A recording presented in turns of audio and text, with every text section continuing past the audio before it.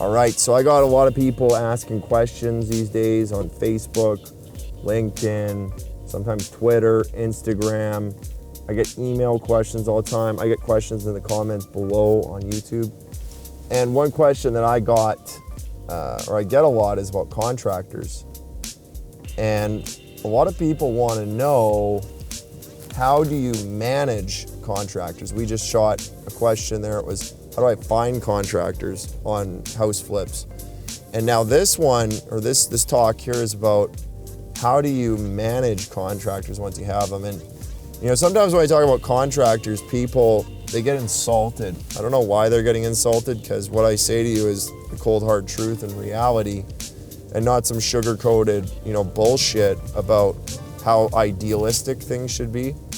I said in my last video, contractors are kind of borderline criminals. I've had lots of problems with contractors over the years, and that's something across the board. People complain about Donald Trump not paying contractors. Well, contractors are probably worse than whatever you think Trump is, because they generally don't do their job. Okay, so sometimes they do, sometimes they don't. And I have proven contractors will do 5, 6, 7 deals, and then they suddenly have personal problems, and now they're a problem. So whatever it is, you got to be careful. Be very careful with contractors. A lot of them can steal. A lot of them are dishonest. And I coach a lot of different people across the country, and I would say contractor problems are something across the board. Every level of play in real estate, people have contractor issues. Every beginner, medium, advanced, contractor issues, because human beings just typically don't do what they said they were going to do. That's why we have some big buildings here. These are all full of lawyers downtown here, like these buildings here, full of lawyers fixing problems because people didn't do what they said they're going to do. That's just human nature. So my point is, embrace human nature, because people will just do whatever it is they're going to do, and don't be idealistic or angry about it. Now, moving on, so managing contractors, you need to manage contractors with 2 very primitive things: fear and greed. Fear and greed. Now, the human brain's got the neocortex, it's got the mammalian brain, and it's got the reptile brain at the bottom. And the reptile brain, the action brain, the one that makes people do stuff, is fear and greed.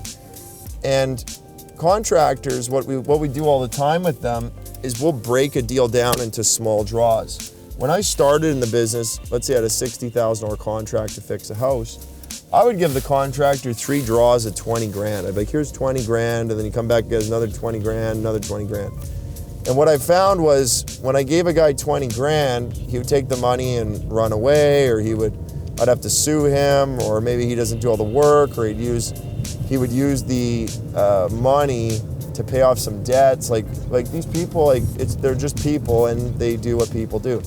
So what we did is we broke it down into micro draws, small draws, like 5 grand a piece, and pictures for money. That's the policy. You bring me pictures of your work that you did, you get money. You don't bring me pictures, no money. Some contractors bitch about that, but everybody's got a cell phone in their pocket, a smartphone, and that smartphone can do pictures.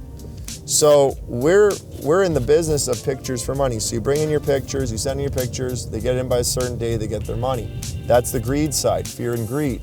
Now, what we do with that 5 grand is we'll take a 7.5% holdback as well, to make sure at the end of the deal, everything's done right. So that holdback is usually 45 days to be released, and that's usually the contractor's profit. So he's motivated to get that money and do a good job, because that's when he gets his profit, 45 days after he's done. Now, you want to make sure that those pictures are real, so you're going to have to send somebody down to the property every now and then to check on them. I don't go down that much, but I got guys going down to check on them. And then the other part of the business is fear. And sometimes contractors don't respond to requests, or they don't respond to things. And a lot of times, I hate to say this, but I have to threaten to fucking sue you. And again, I sound like Donald Trump. He says, you're fired and I'm going to sue you. And Trump likes to sue people, but when you're dealing with construction and contractors, it's a primitive business, primitive language. It's not idealistic at all. In fact, it's primitive. So I hate to say that. Sometimes you have to threaten to fucking sue a guy and say, if you don't do this, I'm suing you. Now, with that, you also have relationships with contractors, so you don't want to be too hard, you don't want to be too soft, but you got to be firm and fair with them. And some people try to do little bonuses with their contractors. They try to cut them in on deals. I think that cutting a contractor in on your deal is a horrible idea. Some people try to do little games where they'll cut the contractor's money if he's late. I think that's not a great idea either. There's not much money in there for them.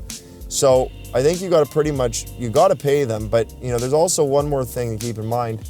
You got to make it clear to your contractors that you do not accept surprise invoices. So anything that's a surprise, don't send it to me. If there's a legit change order, they got to bring the change order in, you got to sign off on it, and then they can get paid. I typically don't pay overages. If they got overages, they have to wait till the property's sold to get overages. And the other part is I also sign off on change orders. If I don't sign off, they don't get any money. So, a lot of things I said here, guys, is real nuts and bolts. It's real stuff about dealing with contractors and managing contractors. And it's hard, man. It's hard dealing with those guys. And, are they bad guys? There are some bad guys. Are there good guys? There are some good guys. And then there's guys in the middle fluctuating from good to bad. So you need to be able to have your own defenses to protect yourself from the bad guys out there. And there is a lot of bad guys. So I'm Stefan Arnie. Respect the grind. Like, share, comment, subscribe to my channel. I'll see you on the next video.